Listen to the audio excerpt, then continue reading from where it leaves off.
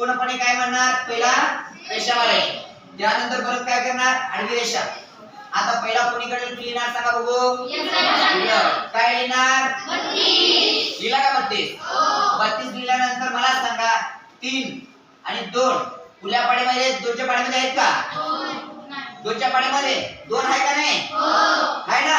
मग आता मला सांगा 2च्या पाढीमध्ये बेके परत किती उरले, 1 उरला, हे तक्क आला का?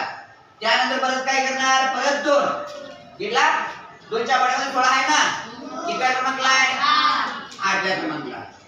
परत 8 हा कुठल्या पाढीमध्ये, 2च्या पाढीमध्ये सांगा, बेचोक 8. परत 4 कुठल्या पाढीमध्ये, 2च्या पाढीमध्ये, बे दोन्ही 4. परत 2 हा 2च्या पाढीमध्ये आहे का, 2 1.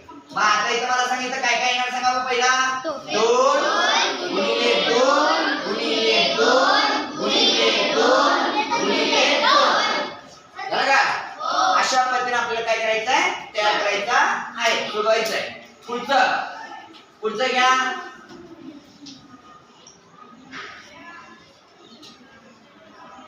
34 सुरू आहे.